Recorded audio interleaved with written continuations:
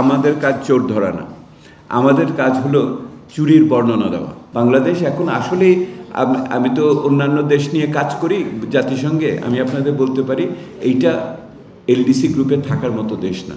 যদি কোনো কারণে এলডিসিকে আপনারা এই মুহূর্তে আগামী বছর আমরা না করি 2026-এ, তাহলে প্রথম কথাটা কি হবে? আমি সোনার সংসার রেখে গেছিলাম এলডিসি গ্র্যাজুয়েশনে, এরা 2 বছরে নষ্ট করে দিয়েছে, গ্র্যাজুয়েশন করতে পারে নাই। বলবে না এটা? যে আপনাদের দৃষ্টিতে, জনগণের দৃষ্টিতে কে বেশি দুর্নীতিবাদ, রাজনীতিবিদ, ব্যবসায়ী নাকি আমলা? এক চোরের সম্বন্ধে আরেক চোরের সাক্ষ্য কতখানি গ্রহণযোগ্য? ওনারাদের যখন জিজ্ঞেস করেছি যে আপনারা আরো জোর দিয়ে বলেন নাই কেন, ওনারা বলেছেন জোর দিয়ে বলে কি অফিস বন্ধ করে দিব? BFIU বা বাংলাদেশ ব্যাংকে বা দুর্নীতি দমন কমিশনের কাছে নেন, এইটা তাদের কাজ হবে। আমাদের কাজ চোর ধরা না, আমাদের কাজ হলো চুরির বর্ণনা দেওয়া। আমরা চুরির বর্ণনা দিয়েছি। আমাদের আহ্বানে সাড়া দিয়ে আপনারা দেখবেন 340 জন বিভিন্ন ধরনের মতামত আমাদের কাছে পাঠিয়েছে।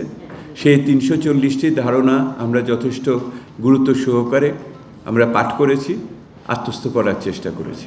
বিভিন্ন জন আপনারা সহ প্রশ্ন করা শুরু করবেন, এটা এরকম কেন, এটা ওরকম কেন, ওই তথ্য নাই কেন।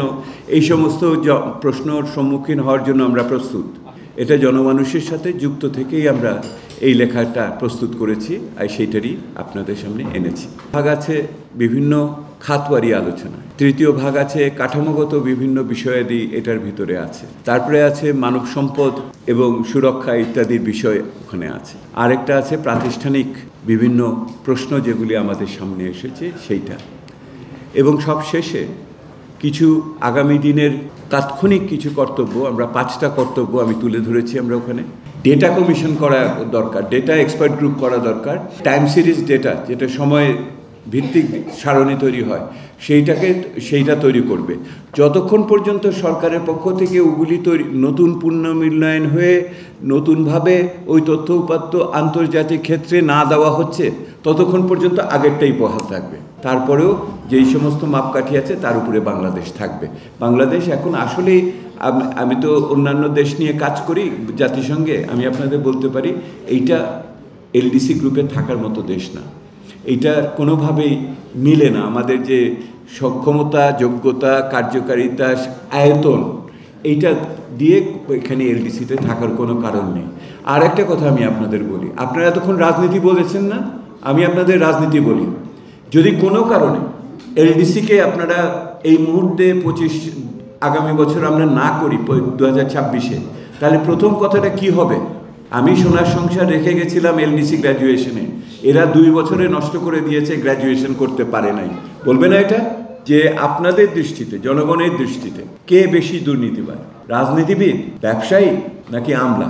আমি উত্তর বদল হতে দেখেছি। প্রথম দিকে এটা ছিল রাজনীতিবিদ বলতো, তারপরে ব্যবসায়ী বলতো, কিন্তু শেষ পর্যন্ত সবচেয়ে বেশি সবাই মিলে আমলার কথা বলেছে। এটা আমার চিটাগং, রাজশাহী এবং সিলেটের যে গণ আলোচনা হয়েছে, গণশুনানিতে এই ফলাফল এসছে। তারা মনে করেন যে ক্ষমতার যে চোরতন্ত্র হয়েছে তার মূল স্তম্ভ হিসেবে উর্দি পড়া, উর্দি ছাড়া আমলারা কাজ করেছে। এক চোরের সম্বন্ধে আরেক চোরের সাক্ষ্য কতখানি গ্রহণযোগ্য?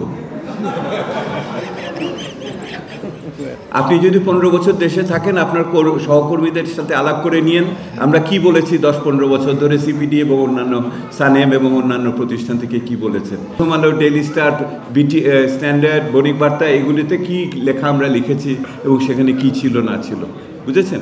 তাহলেই হবে। নবীন উদ্যোক্তাদের আমরা আলগাভাবে আলাপ করেছি, গার্মেন্টসের বাইরে ইত্যাদি। আমরা মনে করেছি তারাই হলেন ভবিষ্যৎ, সেই হিসেবে দেখবেন তারা ওই চোরতন্ত্রের অংশ তখনও হন নাই বলে আমাদের কাছে মনে আছে। ওই প্রকল্পে ওনারা টাকা দেন নাই, ওইটার একটা খারাপ সমীক্ষা মূল্যায়ন হয়েছে, সেই সমীক্ষা মূল্যায়ন ওনাদের কনসালটেন্টরা ছিল না। তাহলে এই দায়িত্ব তাদেরও নিতে হবে না? কারণ ওনার দেশের তো সৎ মানুষের সৎ টাকা আমার দেশে এসেছিল, সেইটাকে সঠিকভাবে ব্যবহার করলো না কেন? সেহেতু এই জিনিসটা একটা ওনাদেরও এখন আত্মসমীক্ষার সুযোগ হয়েছে। আমরা যেটা বলছি, যখন আপনি একটা স্বৈরতান্ত্রিক কেন্দ্রায়িত সরকার তৈরি করেন, তখন বিদেশিরাও এটাতে ভয় পায়, তারাও তাদের মতো ভূমিকা পালন করবার ক্ষেত্রে অনেক সময় পিছপা হয়ে যায়। এটি আমাদের একটা অভিজ্ঞতার ভিতরে এসেছে। ওনারাদের যখন জিজ্ঞেস করেছি যে আপনারা আরো জোর দিয়ে বলেন নাই কেন? ওনারা বলেছেন জোর দিয়ে বলে কি অফিস বন্ধ করে দিব? আইন উপদেষ্টার কাছে যান, আমার কাছে কেন জিজ্ঞেস করতেছেন? আমি কি আপনার উত্তর দিয়ে কি আমি জেলে যাব না?